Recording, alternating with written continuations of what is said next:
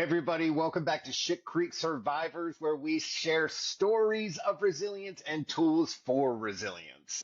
This week, I'm going to give you a behind the scenes look at what happens at an AA meeting.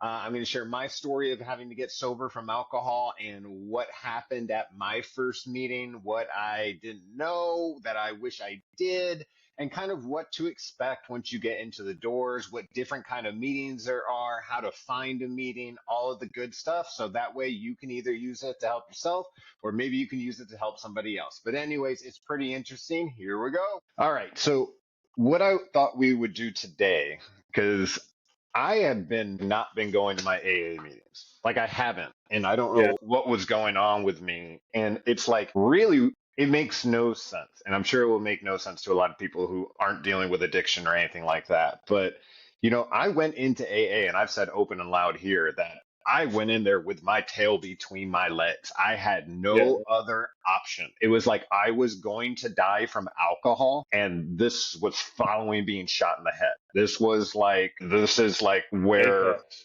The apex yeah, of your depression. it all came together. And it was like The literally inversion of the apex of your depression, I the guess, would be the bottom. because what you find out is I felt like I was in a hole. And Yeah. the whole time I was in this hole, I thought at any point I could climb out. Like I had enough willpower and whatever. I was kind of drinking, staying in this hole, staying safe, staying hidden, all this kind of stuff. And as time went on, I needed more alcohol to get that effect.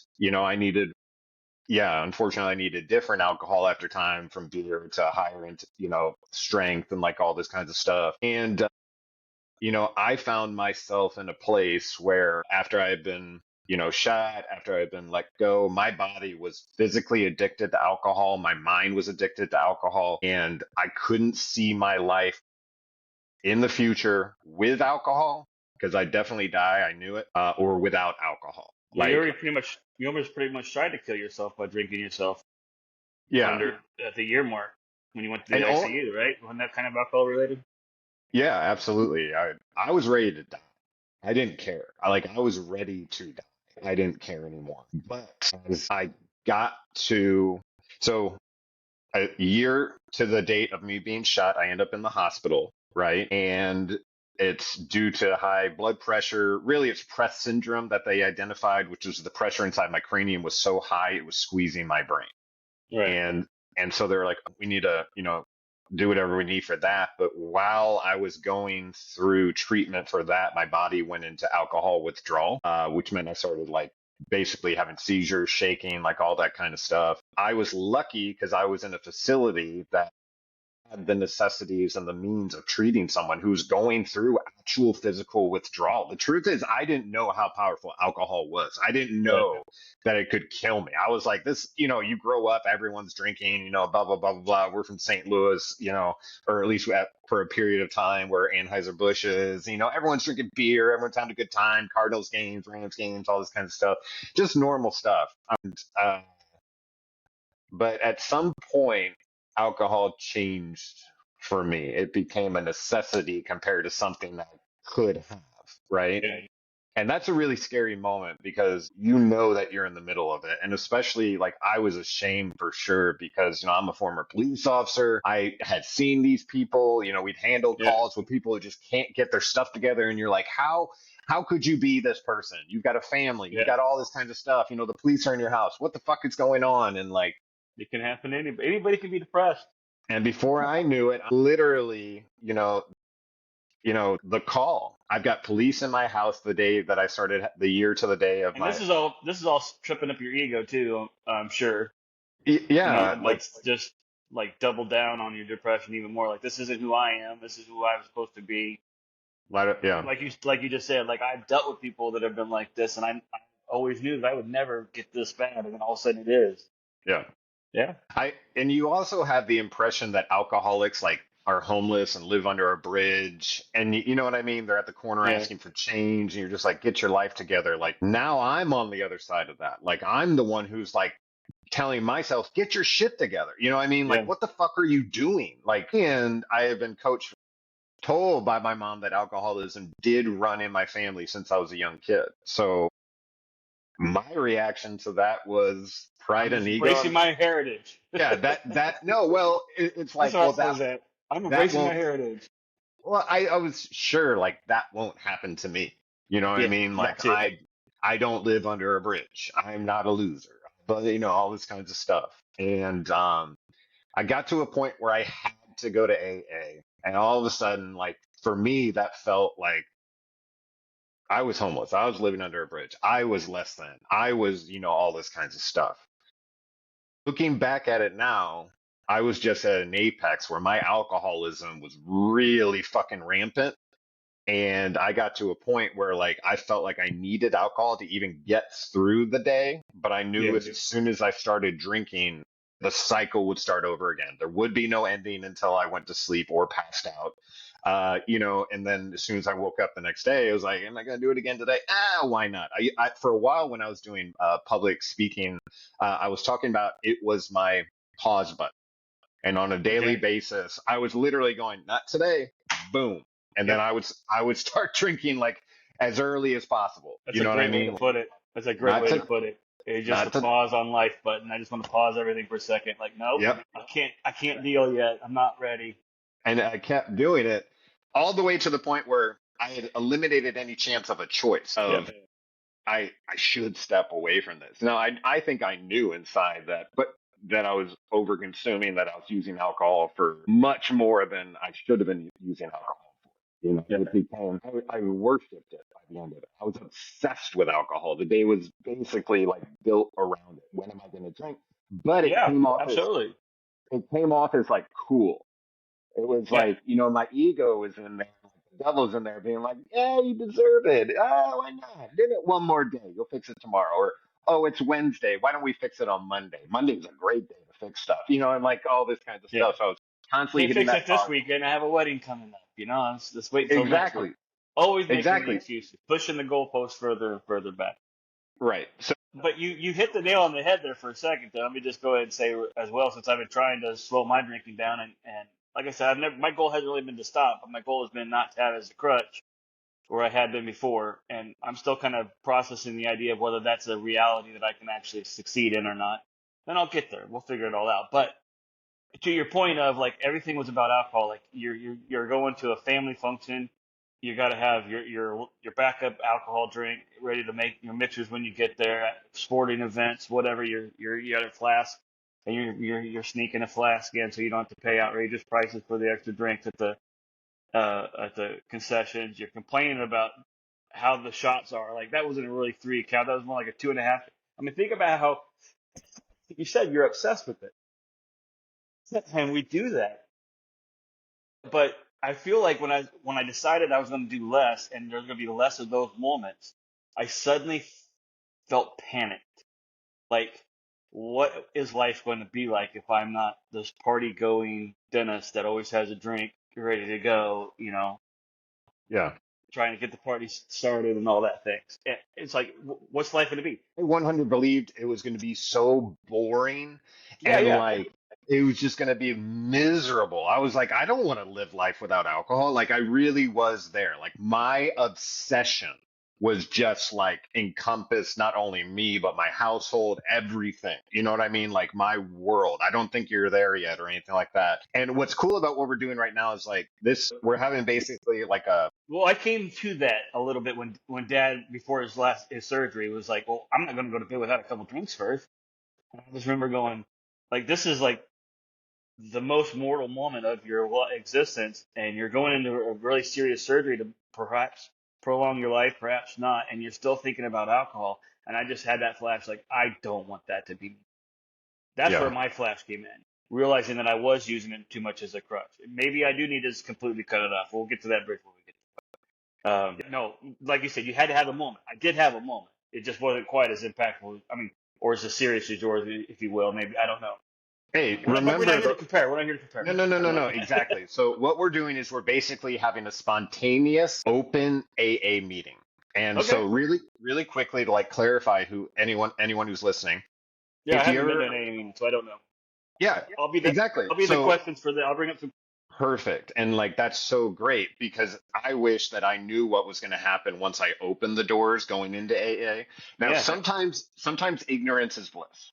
And if you are literally on fire and they're like, there's a pool to jump in right there, you might run in those doors, yeah, of a panic, like I need help, what's going on, blah, blah, blah, blah, blah. But it's not like running into the emergency room, right? It's not like they can treat you right then and there.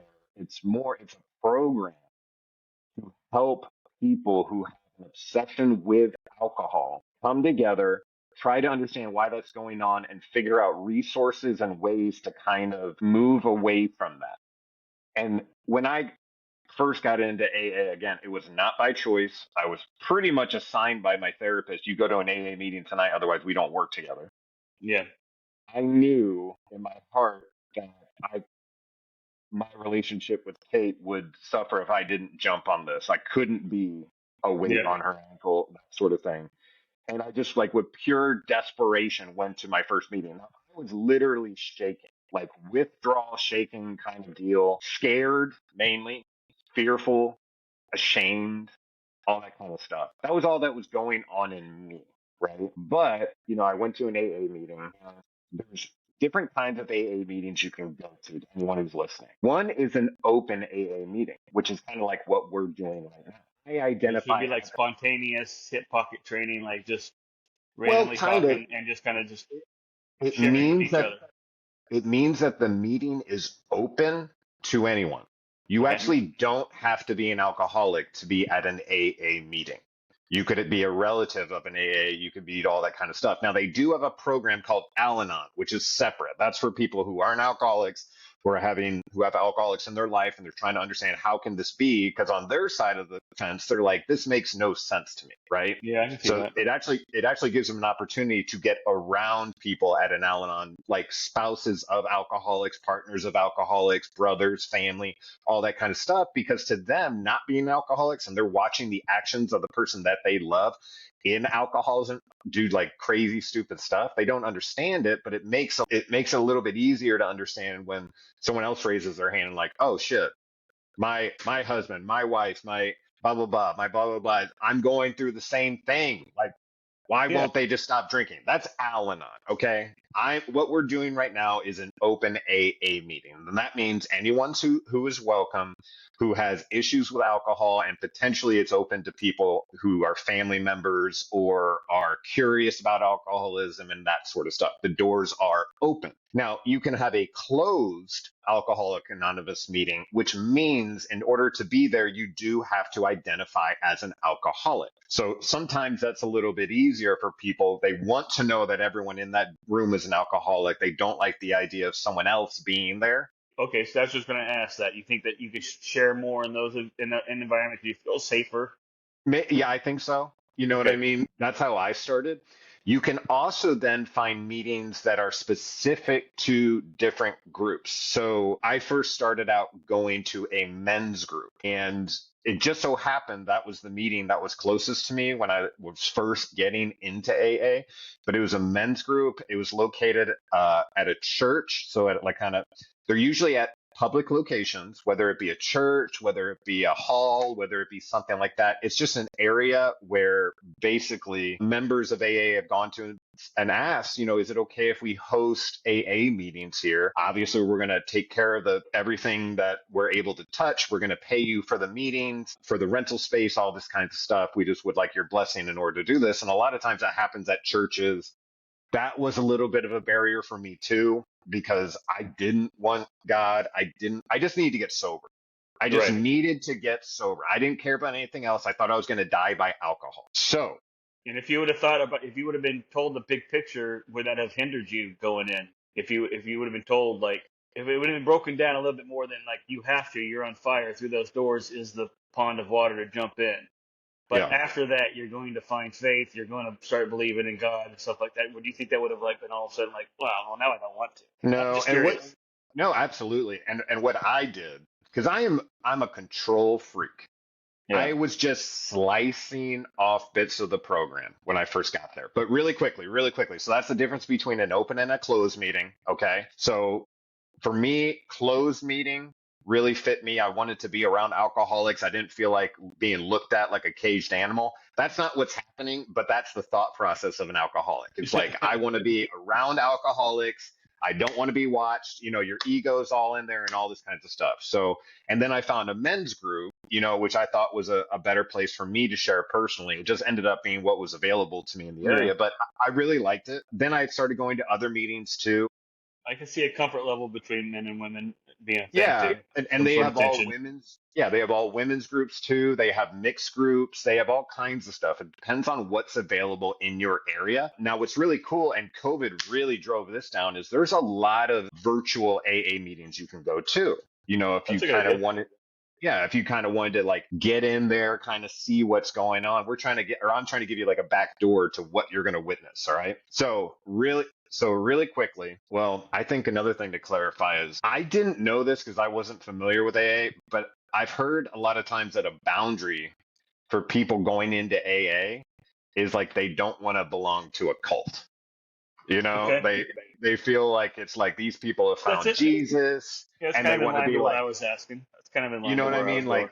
Like a Cameron's allowed to go in his brain and think his way through this. It was like, I need to put one step in front of the other and do what I'm told because my actions up until this point have not worked out. And if I knew what to do, I would have done it a while ago.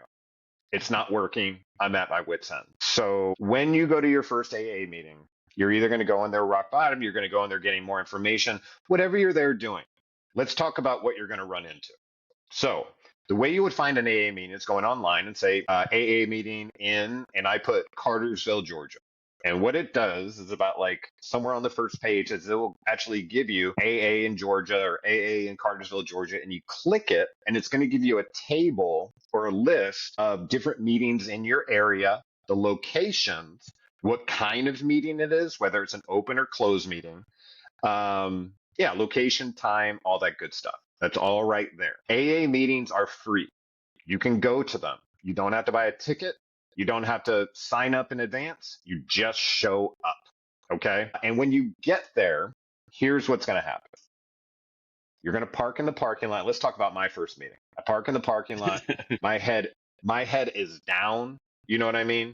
And I'm just like putting one foot in front of the other. I can't believe that my life has gotten to here. I'm so shameful. And God's there, or I'm not really working with God at all. I'm just I can't die by drinking. That's where my head is. I can't die Yeah. by drinking, but I can't live a day without it. I'm trapped. You know what I mean? I'm absolutely trapped between a rock and a hard place. And I go to the front door and there's a super pleasant person there, like, hey, how are you doing? And trying to shake my hand.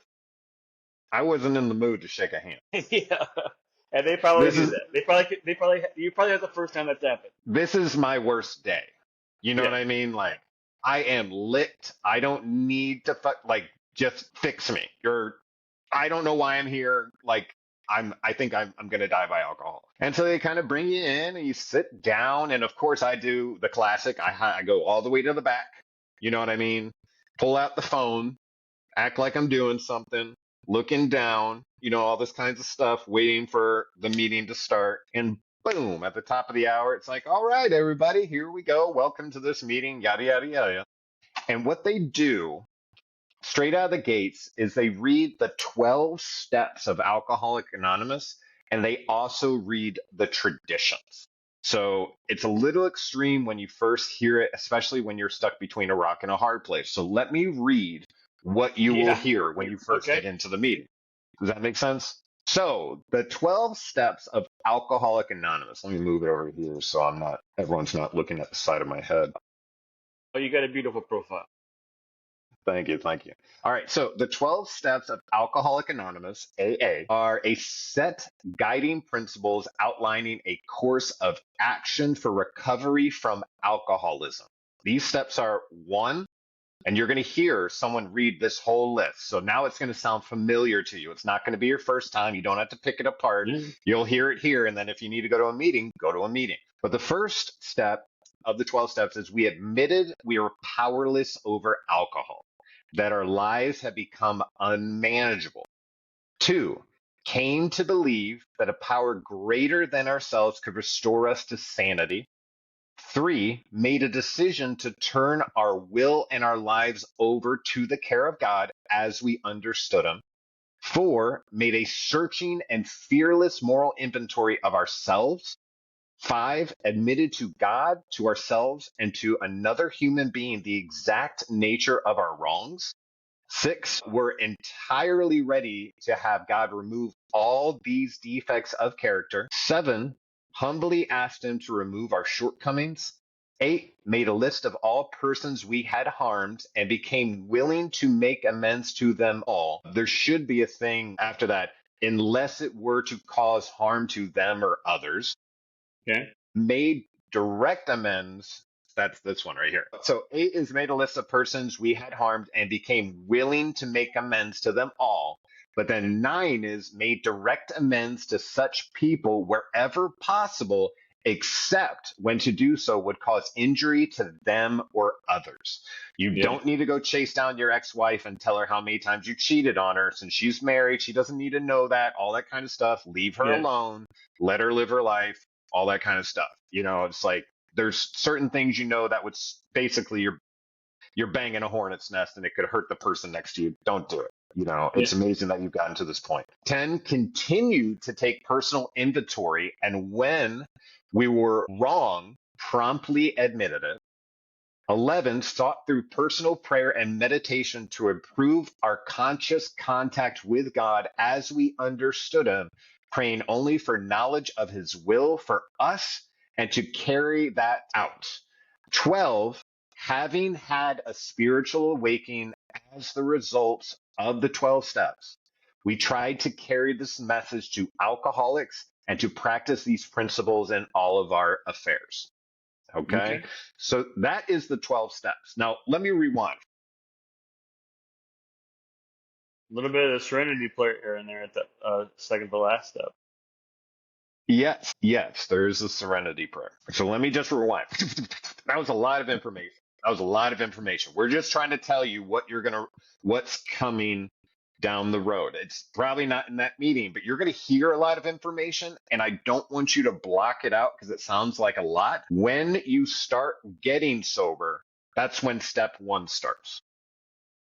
As you continue, depending on if you're working with a sponsor, which the program does encourage you to do, find someone who's done it before and ask them how you did it. And then basically get to the point, and you can meet with that person and be like, I'm not powerless over alcohol.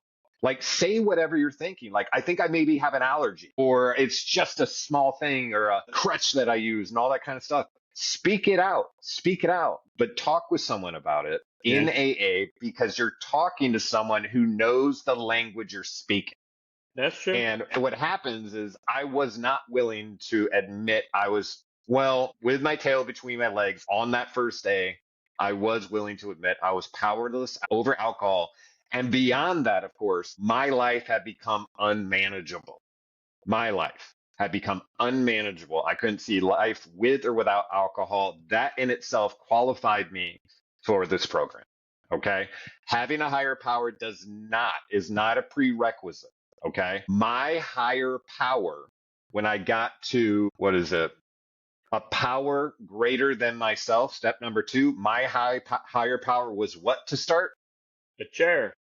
A chair, because that chair was making better decisions than I was. I love how you say that. I love that part. I love that. I was not ready to talk to God. God, now I see I was hiding, but I was also angry. If you're there, how did I get here? Yeah. Where were you? All this kinds of stuff. I don't trust you. I don't care about you. I need to get sober because I'm not going down this way, kind of deal. You're inspired by it. You're like, fuck you. I'm getting sober anyways, kind of deal.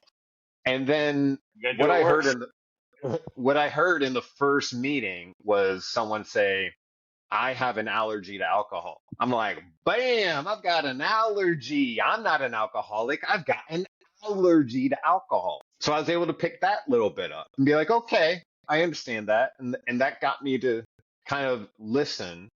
And what's crazy is you get into an AA meeting and people start telling you stories of like embarrassing, stupid, just outright bad decisions while drinking alcohol. And during those moments, there were points where whether it was a person who didn't have a job was talking or a doctor in the room, I could be like, oh man, I think like that.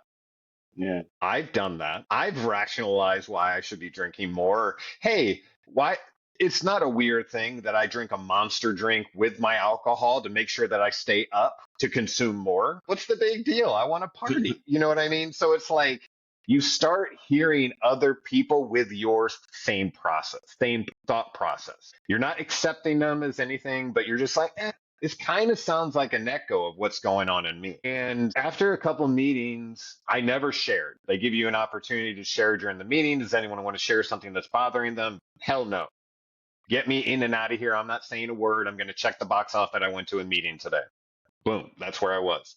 But as time went on, you start learning a little bit more and you start hearing freaking doctors talking about how they're drinking vodka in the middle of the night. And you're like, holy smokes. Like you have everything I thought you possibly needed to be happy. You've got money, you've got position of power, you've got prestige, and you're still drinking to the point where like it's affecting not only your personal life, like your family, but it could potentially like affect your job, something you committed your whole life to.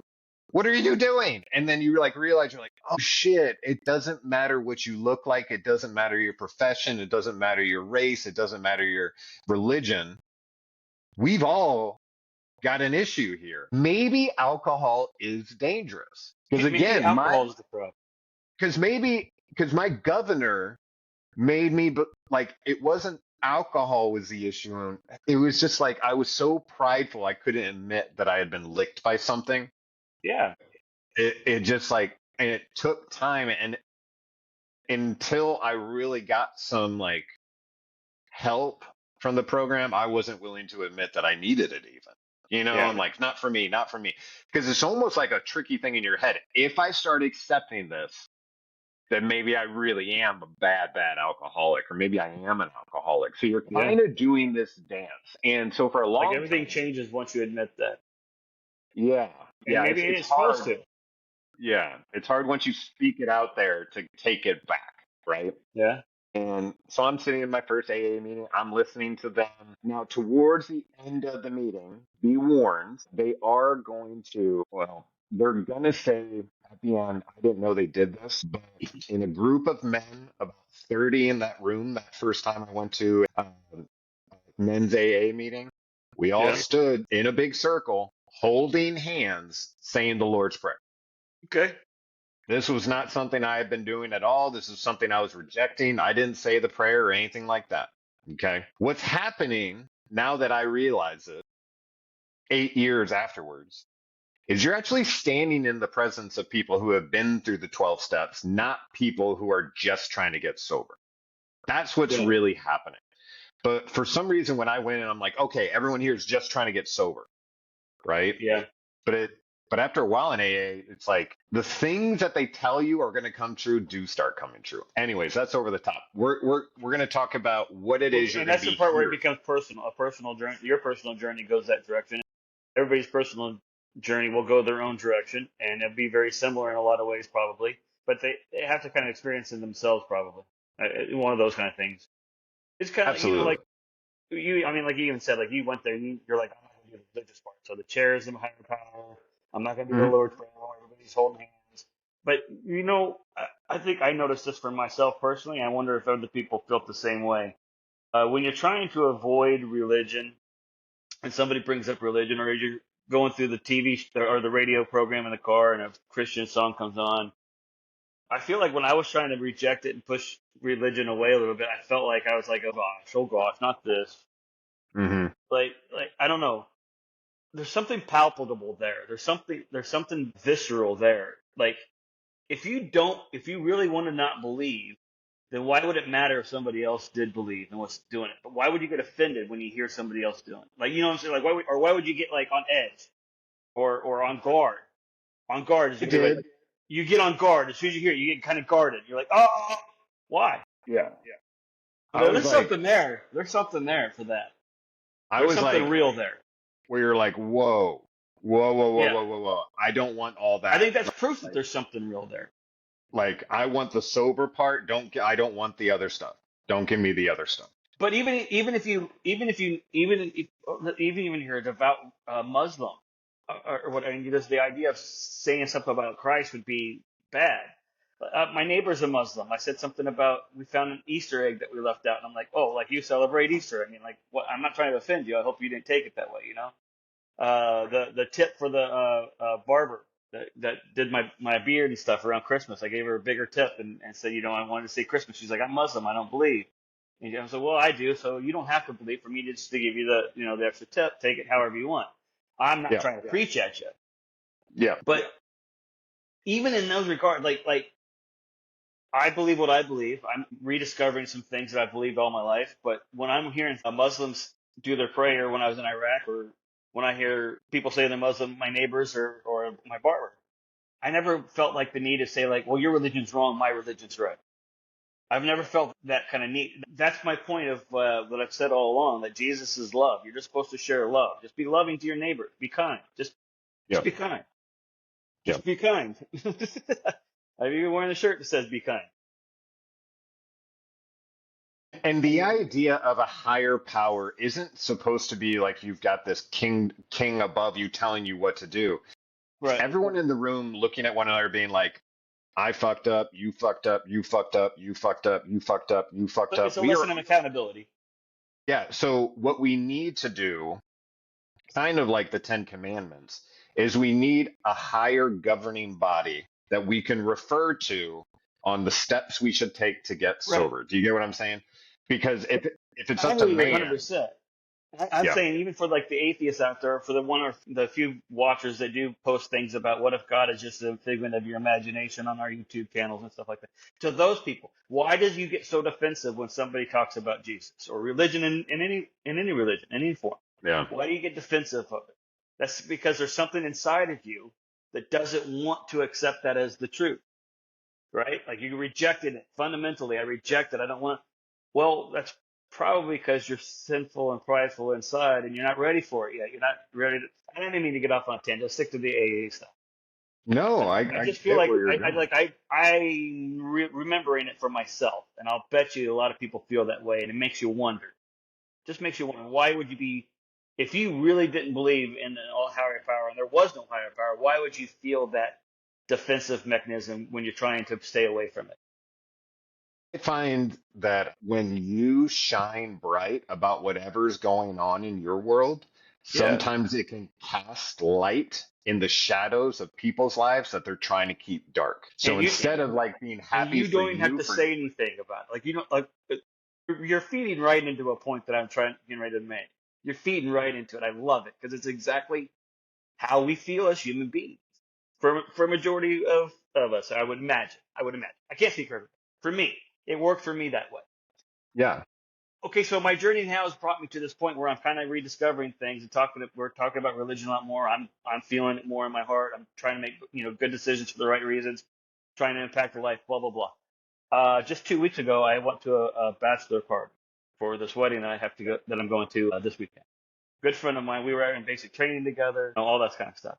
Well, we went to a couple strip clubs, and I was trying to be a good boy. I mean, a couple dollars here and there at the stages. I'm not going to do any lap dances. I'm being a good boy. I'm more the sober driver anyway. I didn't drink, so all these things were going on. But some of the dancers would look at me like one just looked at me and goes, "Fuck you," for no apparent reason, for no particular reason. I'm like, what? I mean, I don't know. I felt like I noticed things like that. That was more obvious, obviously, but there was other, just like the way they kind of interacted with me at the bar, walking by, at the stage, wherever. There's just something about where I was emitting like an odor that they didn't want anything to do with. And I'm thinking it's because of all the stuff that we've been talking about lately, and Yeah. how I'm trying to get filled with God's love. I'm trying to be a glove, you know, Yeah. and they can Yeah. sense it, and they don't like it, and they push it away, and they get defensive. So what's funny is like this, what we're talking about right now, when you go into an AA meeting, you'll find people who have just gotten to this point. And Yeah. they all it's like they've discovered magic. And what happens is they start running around being like, I found magic. And then like Exactly. people who are new can sometimes be repelled by like that. They're like, I don't need all your energy. I'm just here to get sober. And I was that guy. I'm sitting in the back. I'm only taking bits and pieces, tools that I need, You probably right? had your hat pulled down real tight. Yeah, whole time. You're probably And then stretched up and in then my clothes. big and then my first big step was when you go to speak, you identify as, "Hi, my name's Cameron. I'm an alcoholic." And I didn't want to say it. You know what I mean? I Yeah. didn't want to say that in public. So it's like, It's because like what accepting happens is, defeat when you say it, and you're well, rejecting it kind of, and fundamentally. and this isn't your business. You know why I'm here. You know what I mean? Yeah. Like, I'm salty. I'm like, fuck you. You know, like that sort of thing. Like, Yeah. I'm like, how the hell did I get here? And then, like, so we're going through this men's group, and basically at the beginning of the meeting, they kind of give you a topic to speak about, and then you go around the room, and everyone kind of says, "Hi, I'm Cameron, blah blah blah blah blah," and this what it makes me think of, or I love the reading. I like the pass today. I don't feel like speaking, all that kind of stuff. It depends where you are in like different states. It kind of goes different ways. But anyways, in Missouri, where I first started, we were just going around the room. And when it got to me, for the first time I had to say it, I was like, "I'm Cameron and I'm an alcoholic." I didn't want to say it. This grown man sitting next to me slaps my leg and he goes, "Way to go." And I Yeah. was like, "Huh?" He was like, "Way to go. That's a big deal." Yeah. And I was like, "Huh?" So it was so crazy. I was like, so I did something. So it's like, that's what it cracked the box just a little bit. And then I started working the steps with someone who knew the steps. I didn't want to do it. This was like basically like all in or nothing, right? I'm like, fine, fine, fine.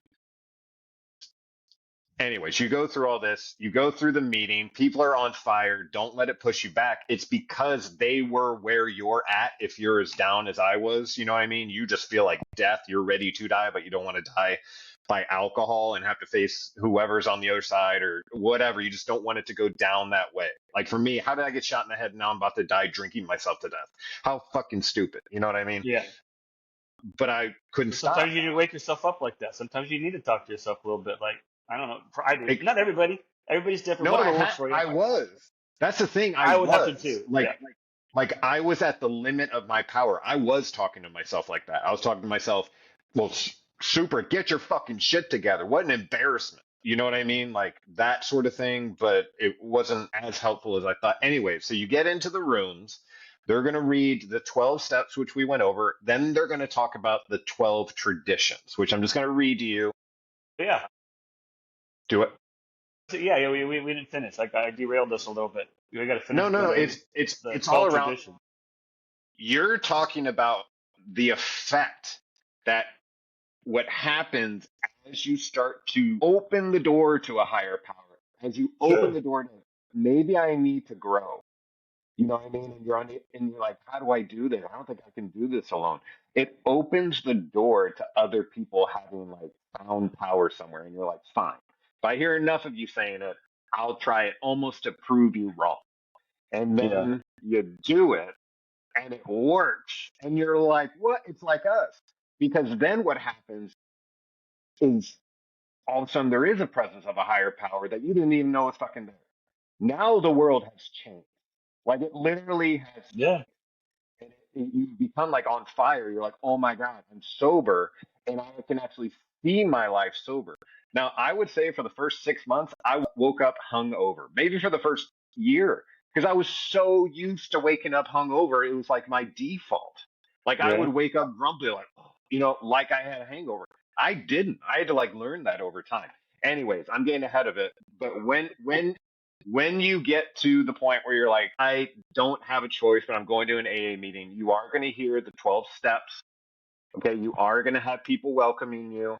The reason they're doing it is because they have gotten sober and are working through it. And they wish that for you as well, because they wish that they knew the power of walking in the doors of AA before they had dismissed it over and over. But that's not the way it works. All right. So they're also going to read out the 12 traditions of AA are a guideline for group functioning and unity.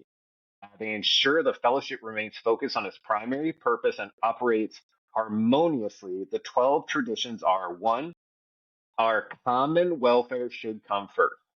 Personal discovery depends upon AA unity. Two, for our group purposes, there is but one ultimate authority, a loving God, as he may express himself in our group conscience. Our leaders are but trusted servants, they do not govern. Three, the only requirement for AA membership is a desire to stop drinking. Four, each group should be autonomous except in matters affecting other groups or AA as a whole.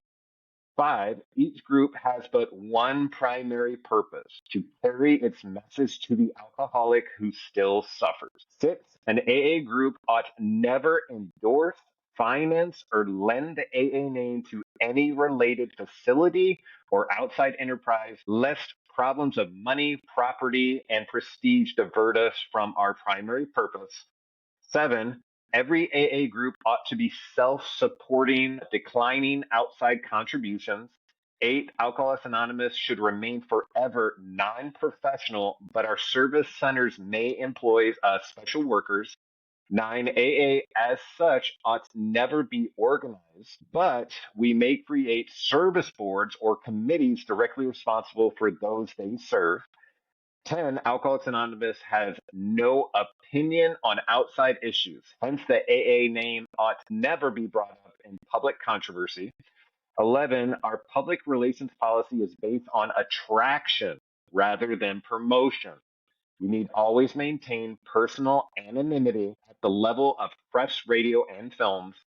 I'm just trying to open the door a little bit. Anonymous 12, anonymity is the spiritual foundation of our traditions, ever reminding us to place principles before personality.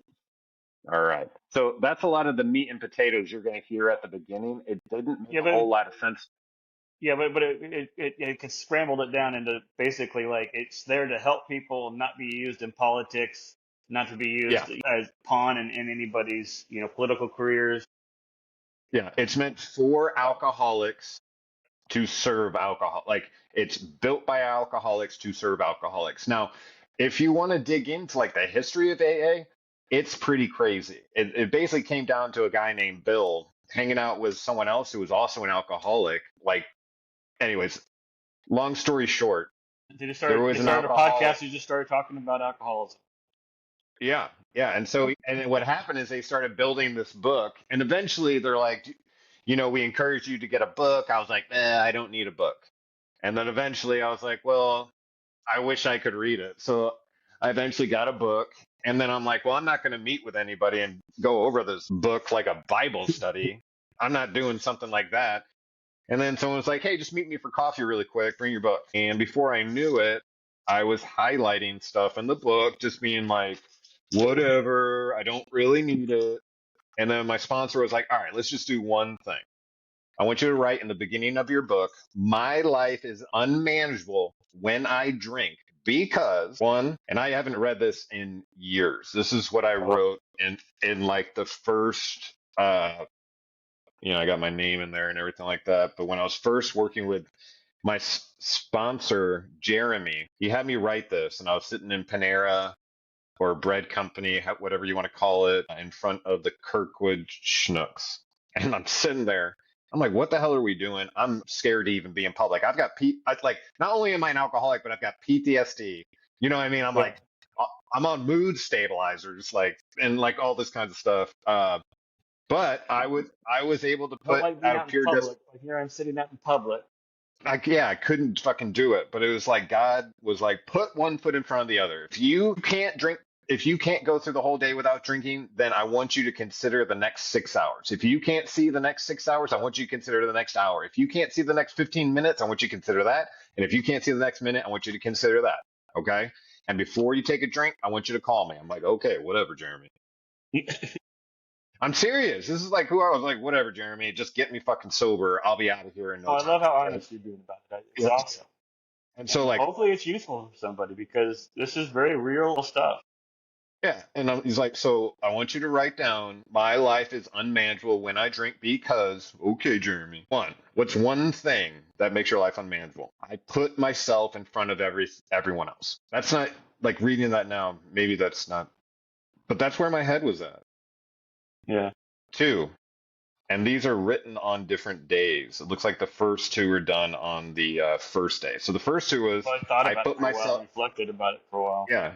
The first one is I put myself in front of everyone else. I'm the most important person in the world. Nobody else means anything.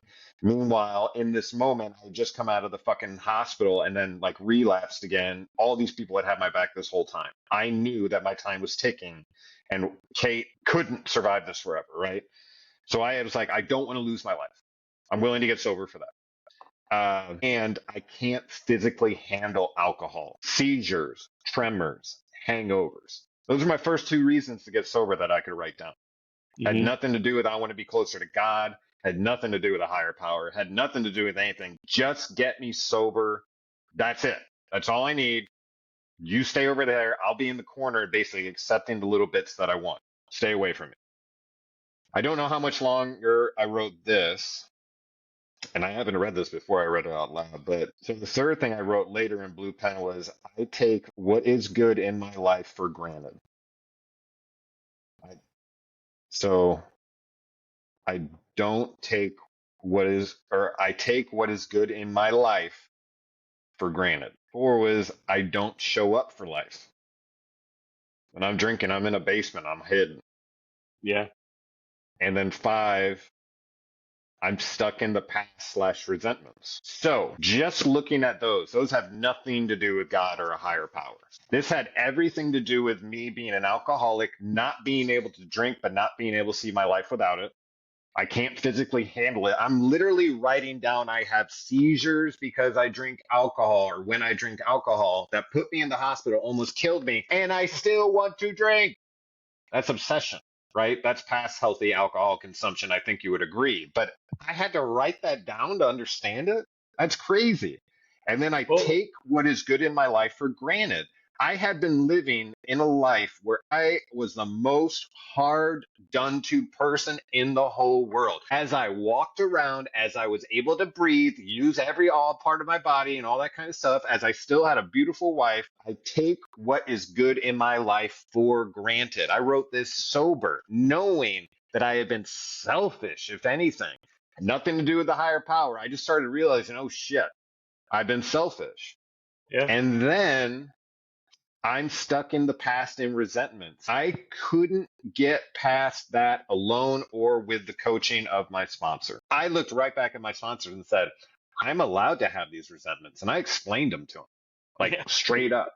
I was like, if I get the opportunity, it would be okay for me to kill these people. Like it would be okay. And he's like, hold up. So I was like a Yeah. whole nother breed. You know what I mean? Like I was like a whole nother breed. So my sponsor had a And to sponsor. be clear, you Yeah. you're moved way past that area. Yeah. But Not even in the same category anymore. Correct? exactly. So just through our conversation, you'll be able to tell from the beginning of the conversation, this is what it's about. It's not about blah, blah, blah, Yeah. blah, blah, blah, blah, blah. That's Cameron in the program. I went to a meeting last night. You know, this is Cameron on the edge of the program. This is me just wanting to be sober, not wanting anything else, just Yeah. because I had been licked by alcohol. But what happened is by going to these meetings and not being able to stay sober on my own, it opened the door to the higher power, the chair, and that developed into more. Well, the higher power could also be the community. We've said on here many times, as a point of our opinion, and this probably found in a lot of fact. We are communal creatures. We need our community. We need our friends. We need our family. We need the people that we can talk to. We can't just let the voices in our heads always have the arguments back and forth. We need to let those voices out, put them in front of other people, let them digest it, hear it, regurgitate information back, and then you get a better understanding of everything you're going through, good or bad, better understanding of life in general, and get more clearer results with what you want to do and how you want to react and decisions you want to make. I mean, she's going through this a little bit with my mom right now. She's getting ready to move and getting a new car and just going 100 different miles an hour in different directions all the time. It's like, just make the best decision you can with the information you have available. Just do Yeah. that. Yeah. Make the best decision you can with the information you have available. Run with it. If it ends up not being quite the right decision, tweak it. If it ended up being completely the wrong decision, stop it and change courses. but make a Yeah. decision, and because otherwise you can sit there going, "What I do this? What if I do that? What if I do this? What if?" And that, Make the yeah, decision and that's move. so true. That's so true. Because I was stuck in a place where I wasn't making any moves, I wasn't taking any action, and I was just running over shit in my head. And a lot of it was I shouldn't have to do AA. This is bullshit. Right. Like all this like Well, you're in sad denial story still. going on. Yeah. And I believe it was true. Like I say sad story now, but that was my narrative. Like it really was. I hate to say it, but it turns out I'm not the only one. Like I've literally sat next to doctors who feel the same way and have had the same experiences as me. I've sat next to homeless people who've done amazing things beyond service in the AA program that I aspire to. You know what I mean? Like it is really an open forum because you're coming together with one consistent problem. I cannot control my alcohol intake. And you're licked so bad that you've gone into those doors Yeah. that, and you're right. The big thing about it, because while you're out there and like in the normal world and with people who can like understand that two drinks is enough and like they're not partying like all Yeah. night and all that kind of stuff. And even if I don't even know, because it applies so different, it applies to each individual in different ways and different things. But so the only thing that like I got to, and the only thing I could agree with, is that I need to go to a meeting because not only is my therapist not going to work with me, is but for me I was like, I'm going to die. But beyond that is my life has become unmanageable and I don't know what to do. And that was enough to get me to my first meeting. Once I did that, when I got out of that meeting, I thought I had just gotten out of like fucking 12 hours of like of a pressure cooker or something like that. Like that's the way you feel, you're like that first hour, you're like the meeting's only an hour. You know what I mean? And like the first 10 minutes are reading the 12 traditions, blah, blah, blah, blah. And then they'll, say, does anyone have a topic, depending on where you're at? Or they already have a topic in mind and you blah, blah, blah, blah, blah. And if it goes around the room in that meeting, sometimes it doesn't. Sometimes it's like, all right, and you raise your hand and then you're recognized and you speak, and then the next person raises their hands, recognized and speak. But if you get into, we'll call a pinch situation, and it's going around the room and it gets to you, all you have to say is, my name is Cameron. I'm happy to be here. And with that, I pass. You don't even have to say I'm an alcoholic. You actually don't. Like in that first time, just be like, hi, you could make up a name if you wanted. No one's Yeah. there checking your info. No one's, you know what I mean? Like, just you're there. You should, like, I'm so proud of you for even like considering going into the meeting. You know what I mean? Like, understand that. Like, Yeah. you stepping through the door is a big deal. If you want to go the first day, step in the door and walk out. That happens. That happens a lot. That's still like all the different advices that we've heard and shared.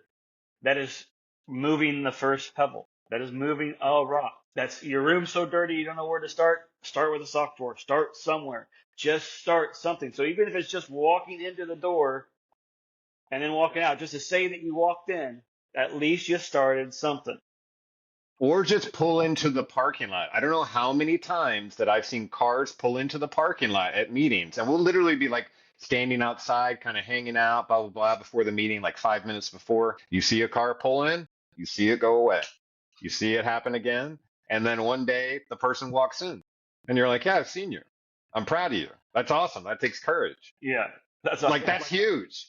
Just And get to the parking that's lot. community too. Being in the community to embrace that lost sheep that's Yeah. coming in straggling, not knowing what to expect, and embracing Because them we've and giving all, them a warm invite and warm welcome. That's going to be yeah. part of it. That's you're part of the community doing that from that Yeah. angle. That is part of the scenario. That's awesome. Yeah, and we're so washed out by this like social media, like kind of everything's perfect world. So you Yeah, almost get programmed like, oh, I've got shit wrong. I'm the oddity. Bullshit. Everyone's going through I'm something. the You know what I oddity. mean? Like everyone's going No, through it. yeah, And if alcohol is your thing, you're not alone. I didn't want it to be my issue. It ended up being a problem. But by doing the work, my life is better than I believe. Well, first off, I'd be dead if I kept drinking. Alcohol is still a major problem for me. While I'm celebrating life, my addiction sometimes, like they'll say, is out in the parking lot doing push ups. It doesn't go away, it does progress. So you do have to monitor it. You do have to be on top of it. I hadn't gone to a meeting in the last like 6 months. I'm about 8 years sober. That's not good.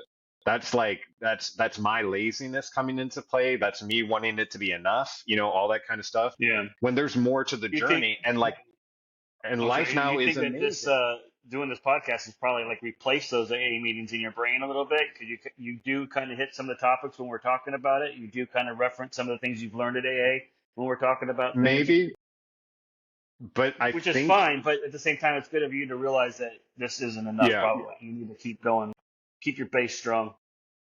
I agree with you. I think my brain's been tricking itself. It's been like somehow the cup's been getting filled, but so what am I trying to say? There's like a spiritual cup and then there's an AA cup.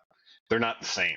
And so I've been like thinking that just by when you fill the spiritual Yeah. cup, you don't have like as many of the desires to drink, if you will, because your spiritual cup is being filled. That can be sufficient. But imagine a day where your spiritual cup gets drained for some reason and you haven't been filling your AA cup. It becomes really easy to be like, You just I slip guess I'm up right drinking there. again, Yeah. and it's like I And it heard probably someone wouldn't happen share, that fast. and I heard, so there's a person in a group, and obviously I'm not gonna share who it is or where I was or anything like that, but I did hear a great share about a person who has been trying to get 90 days in a row sober and has just been not been able to do it. And she Yeah. explained, and it was so weird because I walked into the meeting lately and I was like, I had been playing a dangerous game. I haven't been to a meeting in a long time. By the grace of God, I didn't drink. I don't know what's been going on. And the meeting ended up being about needing to get to meetings. It's funny how that worked out. And then right after I shared, the person next to me, she goes, I just had a relapse. I'm trying to get to 90 days. And I got a call from one of my friends over the weekend. She was having a bad day. This was like my party girl, my best friend back in the day. I went over to check on her. She was in the living room. I walked my ass in the kitchen, poured me a drink, and sat down with her in her sorrow. And then woke up the next day just regretting everything. And like I hear that, I'm like, oh my, like, and this person has now come back to a meeting and Yeah. it's now like technically starting over with her time. And she did it. Like she did it. Like, and she went and picked up. She's going to feel that disappointment for the next 90 days. Yeah, She needs to give herself some grace and leeway for the success that she's made, and that it is just yeah, a slip up, it is just a hiccup, it is not like completely starting over. Even if you're starting over the time for your 90 days, that's one thing, but that's all it is. she has to give herself a little bit of grace and acceptance of and affirmation that she has done well. Otherwise, that disappointment can just completely derail you, and you wouldn't even go back to another meeting. But yeah, I guess she did the next day. That's a good sign. So, well, yeah, and then she got the chip, and then as she was coming past me, I fucking high fives her. I was like, that takes courage. She's like, yeah, it does, or yes, it does. I should have been here yesterday doing this, but I'm here today. I'm like, that's fucking awesome. That's amazing. That is a person stepping up in their own life, not for anybody else, but they're like, this can't happen. Wait, she Why am waited I doing 91 this? days to get her 90-day chip after all that? Yes. Well, we'll see. And I prayed for her last night. But what's so cool is I don't know this woman. I'm praying for her. You know what I mean? There was another individual there who was like, Community, common goals. he's like, I just can't stop. And so I shook his hand afterwards. I was like, I know that feeling, kind of like we've talked about. It's hard to listen when you're on fire, when your life's on fire. I've been there. I'm sorry that you're going through it. Just keep coming back. This person hasn't even decided that they're not going to drink. Like they're still drinking, but they know it's an issue. So they're going to the meetings. They're like, I don't know what the fuck to do. Young Yeah. guy. And he's just like, I don't know what the fuck to do. So now he's in a room with like me and like a couple old heads, some like new guys and male, female, whatever it is, but he's there. I mean, he's there. And super proud of him for that. Like that's it takes so much courage to step up to the plate. It's so much easier to run from it. And I did for a long time. But when you eventually step up to the plate and say, okay, I'm ready to admit, or for me, I'm ready to admit my life is fucking out of control. Mm. It's not just unmanageable. For me, the fucking wheels were coming off. The wall was in front of me. I'm driving 100 and fucking 50 miles an hour. I was going to die. And it was the scariest thing because I had to get super humble and really ask God for help. And that led to my first major prayers with God where I was basically wrestling with him. I was like, this is fucking bullshit. You know what I mean? Like, what is happening? Blah, blah, blah, blah, blah. Welcome to humanity. 8 years later, 8 years later, you know what Yeah. was happening in that moment? God was saving me. He knew I couldn't go any further, and I had to, and I listened just once and asked for help. I was like, fine, if you're there, please help me. I need help. Please take this obsession away from me for drinking and all this kind of stuff. Just deep prayer, like weeping. You know what I mean? Crying like a kid. Like the quick like things. But my life started changing. And AA actually opened my world to God. And then God fucking came in and took he was there the whole time, but finally I could see him. And that's humbling too. When you're like, oh, you've been here the whole time. And then like someone tells you to read, what is it? Footsteps in the Sand. Do you know that one? Yes. The went to 2 feet. Why did you leave me? No, I didn't leave you. That's when I was carrying you. Exactly. Let's see if I can find it. It kind of parallels the storm one. Like, Yeah. and then the storm. Where were you? All right. So footsteps in the sand. This would be a great way for us to kind of finish this up. Thank you guys for listening to this one. I just think it's a really good introduction to what an AA meeting would Yeah. be if you decided to go to one. I wish it's kind of a behind the scenes look. We're not telling you to go or anything like that. I will say my life not only got better. So what happens is you're like, okay, fine, it saved me a little bit, and then it really helps, and then bye bye, and then you may have like a down period or whatever. Uh, my life has gone places that it would not have gone had I not been sober. That makes sense. In order to Yeah. get to where I've gone, I had to be sober. I also I want to make sure that when I die, I'm sober. Yeah. I don't want to die. So, footprints in the sand. A nice man, Tim Cundy, told me to read this when I came down to Georgia. He said, one night I dreamed a dream. I was walking alone along the beach with my Lord. Across the dark sky flashes scenes from my life.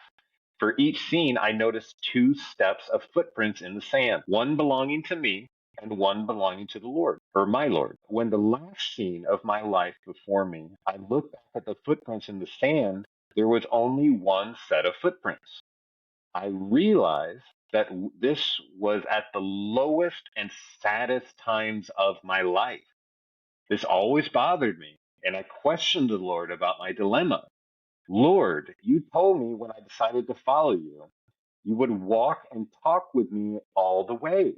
But I'm aware that during the most troublesome times of my life, there's only one set of footprints. I just don't understand why. Why, when I needed you most, you leave me. He whispered, my precious child, I love you and I will never leave you. Never, ever. During your trials and tests, when you saw only one set of footprints, when it was then that I carried you. And it's like, like, But see, you're like, there's so many other things of understanding and clarity about how this world works and the afterlife and everything that's going to happen to us when things get happen. That we just can't even put it into words or understand it. We just can't. We're not supposed to. That's why we can't explain it. That's why nobody can explain it. You can't science it. You can't over religious explain it. You can't. We're not supposed to understand the and language yet. that is God's humor. That is Yeah. like talking to a small child. That is like talking to a small child. And just being like, so you can't have the keys to the car because you're 12. Yeah. Yeah. There was only two sets because that's when I was carrying you. That's when I was driving. Yeah. And you're like, I'm an idiot. Like, and then you realize how blessed you've actually been when you thought it was nothing. You're like the brat kid who was like at fucking Disney World and like, I want an ice cream. Like, you're at Disney World. Like, you're ruining the whole day because you want a fucking ice cream. You know what I mean? Like, Yeah. not that I've been to Disney World. I'm just saying, like, No, I it's understand that. just funny what we can focus on. Anyways, so that was like a very brief way to kind of like that is my like experience with AA, and that's how the meetings start, and then they finish, and then everyone kind of you can hang out and talk, but most of the time I just, especially in the beginning, just ran straight out to my car, boom, got out of there, and then like, and then on the way home, I'm like, Lord, thank you for getting me to an AA meeting. Like just the fact that that I went means that I felt like I was doing something. I'm such a brat too, like I want the outcome without the work a lot of the times, and then We all do. We want the easy road, but the easy road isn't the right road. and that's what, Anything that we really grow from, or anything worth really finding growth and knowledge from, it takes work to get there. You have to study, you have to learn, you have to try, you have to fail, you have to try, you have to fail, you have to try, you have to fail. And then you finally succeed. And it's not the failure. You had, like, what is it? Edison took 50 times to get the little filament in the light bulb. yeah, the light bulb. And I didn't fail 50 times. I just found 50 ways not to make a light bulb. Yeah, that's a really good way to put it. You got to keep Really, trying. Keep putting one foot in front of the other. Keep climbing out of the hole. The ladder is in the one rung at a time. I used to say that one all the time to people at work. You're not and going to when get you're out of this hole climbing by that yourself. If you stumble, come down 1, 2 rungs, don't lose faith. Keep yeah, climbing. You'll come back out. It doesn't yeah. take over. It doesn't happen overnight. And something I tend to do, unfortunately, is like when there's a big goal, I'm looking at the top rung of the ladder. I'm going, that's a long way. And then I'm also, unfortunately, opening my peripheral vision to anyone who's around me. How fast are they going? How are they doing it? Like, are they going to beat me? Am I going to be first? Like all this cloud of just bullshit when I really should just be looking at each rung. One step, one grab. One step, Mm-hmm. one grab. One step, one grab. Slow One and step, steady one wins grab. the race. And we talk about it all the time, but why do we keep taking back? You know what I mean? Like, Jesus, take the wheel. Nope, never mind. Give me that wheel back. And In our it's just so nature, funny. And we were I'm made in glad His that we're image. talking about it. We were made in his image. God is funny because like he Yeah, gets you to those places we and got His humor. We got His he's creativity. like, yeah, he's like, see how stupid you are? I was like, not only was I coming with a blessing that you asked for, but it was 10 times better. Would you just calm down and wait for my timing and do the work? It's just like, it sounds easy, but it's not. But on a daily basis, just do what you can, put in whatever you can. If you're having issues with alcohol or You another rock. substance, just keep working on it. There's also NA meetings, which is Narcotics Anonymous. So anyone dealing with opiates, or you can find a home wherever it is. I mean, I think Yeah, there are all kinds of every addiction kind of addiction you can have. groups. They'll have a group. But Sex but addiction, to me, drugs, alcohol. yeah, and alcohol is tricky because it is technically blessed by the government or whatever. It is, you can sell it wherever you need to and like all that kind of stuff. It's, normal. It's every time you watch a sports game, it's a commercial. Every time, you go somewhere, there's a billboard. So like I just had to be pulled away from that and be like, well, that's not for me anymore. Yeah, Anyways, nothing wrong with that. Yeah, Joe Rogan just came out and said he stopped drinking on one of his podcasts recently. He was talking to somebody about it. He goes, I didn't have any reason. I just decided that like, here I am. I care about my body so much. I work out. I eat the right things and supplements and foods and none of the dyes and processed things. And then 2 or 3 times a week, I'm going out and just putting a bunch of poison in my body. I don't understand why I'm doing it.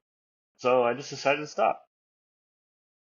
I mean, that's awesome that he's able to do that. Not everybody can just stop like that. But you right. know, And that's okay. he also That's has when you he's also go, got a lot more practice with his working willpower, with his workout and stuff. So he's probably he's already got some tools in his toolbox of how to keep putting one foot in front of the other when he has a problem come up. So he's well adjusted and be able to get through it. That's awesome. Not everybody can do that. he should probably have us on to discuss this. I think so too. Let's send him a request. Let's reach out to his people Yeah. and see what's going on. Yeah, we're All right, John, probably I'll only talk to like you the fifth soon. or sixth request. Probably only the fifth or sixth request that he'll get that day or That's that not hour. Yeah. Yeah, that hour. All right. All right, buddy. I think we did a good job of kind of explaining what it would be like to the people who are kind of got an itch and they're like, Yeah. I might need some help. Accept the help. Just go. Like, it's not anything to be Like I went embarrassed to some about. AA when I was in my 20s. I was really involved with the church, and I think we helped put on some AA meetings or something. I don't really recall going because I felt like I had a drinking problem. I probably did. I Well, you definitely did. never I've been know. drinking all my life. But I think it was a good chance to talk about it a little bit. If anybody had questions or was thinking about it out there in the audience, it was a good insight for the little back door of what you can see inside of a AA meeting. Yeah. And if you've got, Good if you, call. Yeah, and if you've got a question specifically about AA meetings, I'm going to put how about you reach out to me, whoever's listening, at Cameron at, I'm going to give you the website, ptsdsupport.org. So that is a Right behind website, you. a sister website to the show that explains kind of PTSD, what it is, how to handle it after you've gone through the situation, how to do things prior to set yourself up for, a better recovery, all that kind of stuff. I share my situation and how I got better, most importantly, faith and sobriety was a big part of it. It's hard to make big life decisions with a head full of booze in my head. So I could not do that. And I felt like it's basically like my kryptonite. Like I have to see it as, I don't know, it's like my kryptonite. If I were Superman, it's my kryptonite. And I just got to stay away from it. And it's easier said than done. Why would you take the thing that poisons you? It even says intoxicated, toxic, toxic. It's actually, you're toxifying your body. So why do I do it? It's fucking crazy. And I still think about it. That's called alcoholism. So if you're out there, you're not alone. I love you. I'll talk to you next week. Dennis, thank you so much. You And got it, Cam. we got some cool stuff coming up. And send us suggestions for the show if you want to. But if not, keep listening and love you. Keep sharing Bye just in bye. case somebody else gets a tool from the Yes. toolbox. And Share, we have some share, exciting share. guests coming on too. I can't I wait. know. I'm not spoiling anything. Yeah, don't spoil anything. We got to get them. We got to finalize the We got to booking, get it but we've got finalized. like five new people who've got a lot of interesting experiences and specializations in different things. We got to get off of this, otherwise I'm going to tell them who it is. All right. Yeah, okay. All right. Exciting news. Thanks for listening. Thanks for listening. Please share and comment. Share and comment. Leave a post if you wanna. Have a great week. We love you.